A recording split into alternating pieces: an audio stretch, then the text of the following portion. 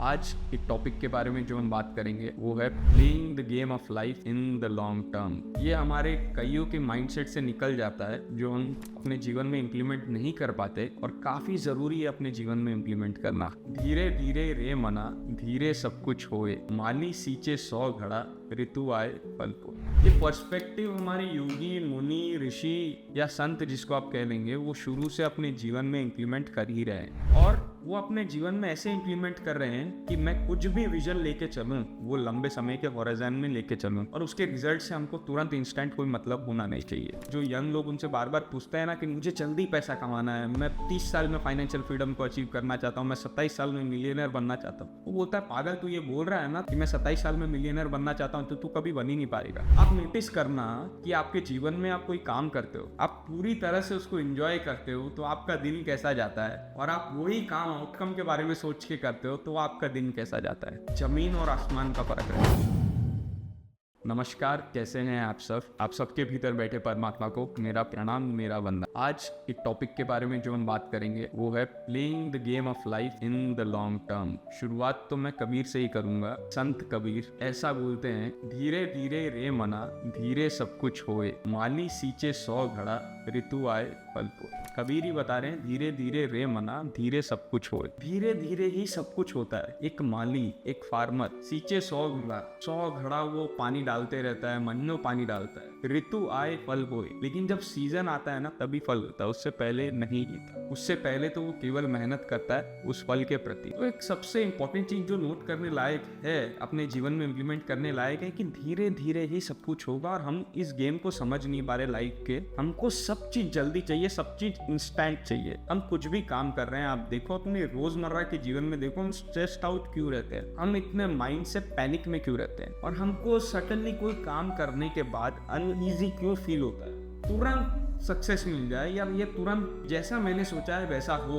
ये सोच रहती है, इसलिए हम स्ट्रेस्ड आउट हो जाते हैं क्योंकि वैसा होता नहीं है। आप तुरंत सोच लोगे आपके हिसाब से थोड़ी सब कुछ हो। तो सबसे बेस्ट वे ऑफ लाइफ जीने का है वो है आराम से लंबे समय की अवधि में। एक तो ऐसा सोच डेवलप करे कि उसका आउटकम से आपको कोई मतलब नहीं होना चाहिए। हाँ, एक वेग आउटपुट होना चाहिए आपके माइंड में कि ऐसा हो, लेकिन आपको प्रोसेस में मजा आना चाहिए, वो काम करते वक्त मजा आना चाहिए, तभी पूरे तरह से तृप्ति हो सकती है। आप ओशो को भी सुनते हैं अगर, तो उसका भी लाइफ का यही सिद्धांत है कि आप कोई भी काम को करें तो उसको पूरी समग्रता से करें, पूरे इंटेंसिटी के साथ करें, ताकि आप उसमें तृप्त हो जाए, आउटकम की चिंता किए बिना कि क्या मिलने वाला है उससे। हम कुछ भी करते हैं ना, तुरंत आउटकम के बारे में सोच के वो काम को करते हैं और वो आउटकम की सोच ऐसी लगी रहती है और वो काम को भी हम पूरे अच्छे से कर नहीं पाते। ये एक बहुत बड़ा रीजन है कि हम पूरी तरह से तृप्त नहीं हो पाते, पूरी तरह से सेटिस्फाई नहीं हो पाते और पूरी तरह से आनंदित नहीं हो पाते, क्योंकि हमारी सोच ही नहीं है लंबे समय के प्रति। अगर ये सोच को आप जीवन में इंप्लीमेंट करते हैं ना, तो सबसे पहला और सबसे मोस्ट इंपॉर्टेंट हैबिट जो आपके जीवन में इंप्लीमेंट आएगा, जो आपके जीवन को और शांतिपूर्ण और मजे में रखेगा, वो है पेशेंस।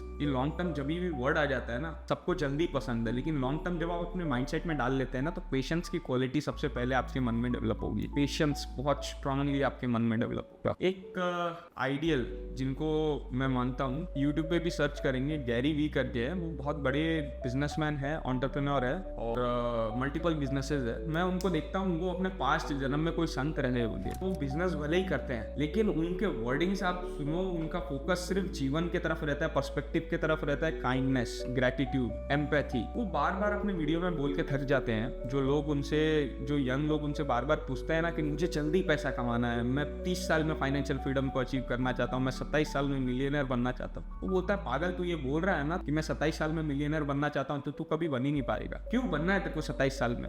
क्यों तेरे को लॉन्ग टर्म विजन नहीं दिखता? क्यों तू जो काम लेता है उसको लॉन्ग टर्म में क्यों नहीं सोच सकता कि मैं ये चीज चालू किया हूँ, मैं 10 साल बाद इसका रिजल्ट देखूंगा, 5 साल बाद इसका रिजल्ट देखूंगा। तुरंत क्यों चाहिए तेरे को? तुरंत बोलते ही तू अपने आप को प्रेशर में ला देता है, और वो प्रेशर की वजह से अगर तेरा काम नहीं होगा ना तो दुख में तू जिएगा, क्योंकि तेरा काम नहीं हुआ उससे। तो हमेशा ऐसा पर्सपेक्टिव बना कि 5 साल 10 साल बाद देखते क्या होता है, अभी तो मैं बस प्रोसेस को एंजॉय करूं, जो काम कर रहा है उसमें मेरे को मजा आ रहा है, वो करेगा ना तो इतना मिलेगा जितना आप सोच नहीं सकते। एटलीस्ट आप पूरी तरह से तृप्त रहोगे, फुलफिल्ड रहोगे, क्योंकि आप पूरी तरह से वर्क को एंजॉय कर रहे हो। आप नोटिस करना कि आपके जीवन में आप कोई काम करते हो, आप पूरी तरह से उसको एंजॉय करते हो तो आपका दिन कैसा जाता है, और आप वही काम आउटकम के बारे में सोच के करते हो तो आपका दिन कैसा जाता है। जमीन और आसमान का फर्क रहेगा। तो स्पिरिचुअलिटी में ये भी कॉन्सेप्ट है, कर्म योग। कर्म योगस्य कुशलम, ऐसा करके कोई श्लोक है कि कर्म को इतने कुशलता से आप करो कि आप उसमें ही पूरी तरह से रम जाओ, ताकि आपको वो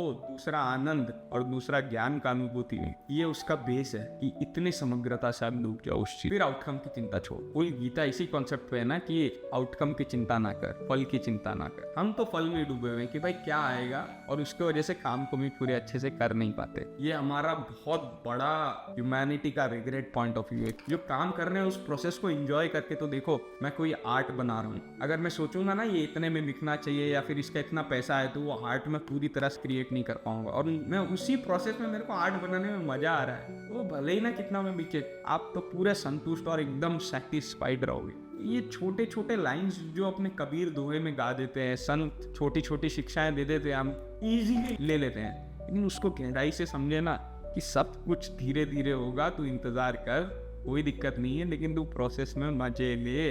मैं कुछ काम कर रहा हूँ, उसका रिजल्ट मिल ही नहीं रहा है, कोई बात नहीं, मैं उस काम को एंजॉय कर रहा हूँ।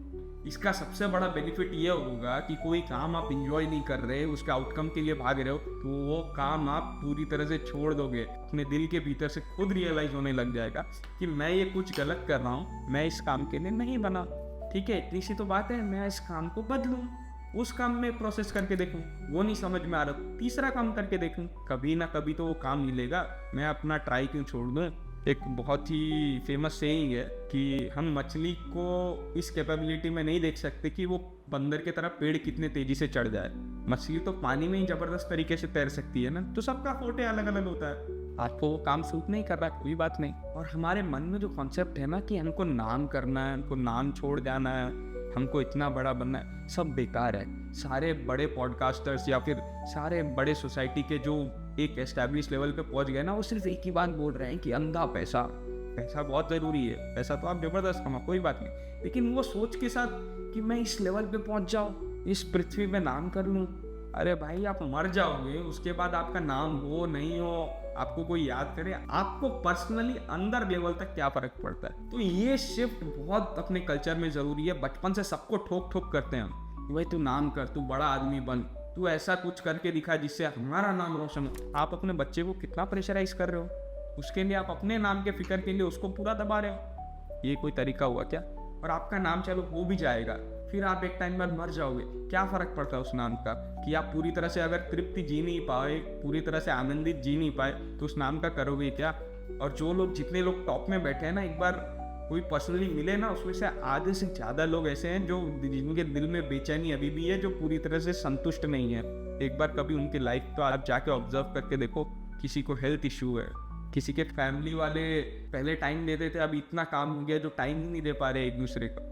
आपका एक माइंडसेट होना चाहिए इस पर्सपेक्टिव के तरफ कि मैं जीऊँ, पूरा अच्छे से जीऊँ, पैसा आए कोई दिक्कत नहीं, पैसा मैं पूरी तरह से कमाऊँ भी, उसमें भी कोई दिक्कत नहीं, लेकिन सिर्फ ये माइंडसेट के साथ कि मैं सिर्फ ये आउटकम के लिए ही काम करूँगा, वो नहीं होना चाहिए। मेरा नाम हो चाहे मेरा नाम नहीं हो, चाहे मेरे को वो पोजीशन मिले या ना मिले, कोई भी स्टेट ऑफ लाइफ कि मैं कितना भी डाउन से डाउन हूँ या कितना भी अप से अप हो, मैं अपने आनंद के साथ कॉम्प्रोमाइज़ नहीं करूँ और मैं आउटकम के पीछे नहीं भागूँ।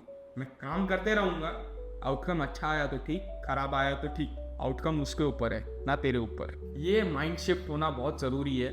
इससे आपको वो काम भी मिल जाएगा जिसको काम को करने में मज़ा आता है, भले ही उसका आउटपुट या फिर उससे आपको मॉनिटरी इनकम या फिर नाम फेम कितना ही मिले, आप तो पूरे मजे में हो। थोड़ा सा माइंड बैरियर आप चेंज कर दीजिए। Playing the long term game without thinking of the results in the near term. एक और इम्पॉर्टेंट चीज़ मैं आपको बता रहा हूँ जिसकी गैरी वी की मैं बात कर रहा था। उसके लाइफ में एक ड्रीम है, वो हर बार एक ही बात बोलता था, I want two by New York jets. New York jets एक बहुत बड़ी टीम है बास्केटबॉल की, तो वो चाहता था कि वो उसको खरीद ले। बहुत रुपए लगते हैं, मिलियंस ऑफ डॉलर्स उसको खरीदने में, लेकिन वो अपने इंटरव्यू में क्लियर किया है कि मैं सबको बोलता हूँ न्यूयॉर्क जेट्स खरीदना है, पर वो लॉन्ग टर्म आउटकम मेरे को मिले नहीं मिले कोई फ़र्क नहीं पड़ता, लेकिन वो जो प्रोसेस में मैं हूँ ना, जो मैं अपना काम कर रहा हूँ, उसको बहुत ज़बरदस्त तरीके से एंजॉय करता हूँ। वो तो ठीक है, सिर्फ बोलने के लिए बोलता हूँ मैं, कि मेरे को उधर तक पहुंचना है, लेकिन पहुंचूं ना पहुंचूं, मैं तो जो काम कर रहा हूँ उसमें मजा आ रहा है। मेरे को तो ये प्रोसेस याद रहने वाला है। न्यूयॉर्क जेट्स मेरे को कल मिला नहीं मिला उससे कुछ फर्क नहीं पड़ने वाला, लेकिन मेरे को ये जो मैं प्रोसेस में लगा हूँ ना, वो प्रोसेस याद रहने वाला है। तो कोई भी प्रोजेक्ट आप ले, हमेशा लंबी अवधि के बारे में सोचें, जीवन को भी एक लंबा पर्सपेक्टिव के साथ देखें। यही कोट के साथ मैं ये पॉडकास्ट का समापन कर रहा हूँ। धीरे धीरे रे मना, धीरे सब कुछ होए, माली सींचे 100 घड़ा, ऋतु आए पल होए। सब कुछ धीरे धीरे होगा। Don't be stressed out. आप खराब से खराब स्टेट में हो, बी हैप्पी। अच्छे से अच्छे स्टेट में हो, बी हैप्पी। आनंद आपका स्टेट डिफाइन नहीं कर सकता, क्योंकि आप आनंदित हो। थोड़ा स्पिरिचुअलिटी की ओर आइए, थोड़ा मेडिटेशन अपने लाइफ में इम्प्लीमेंट करिए, जीवन को जीने का पर्सपेक्टिव बदलिए। कुछ ना कुछ अपने जीवन में रोज हो सके वैसा अच्छा इम्प्लीमेंट करें। आप सबके भीतर बैठे परमात्मा को मेरा प्रणाम, मेरा वंदन।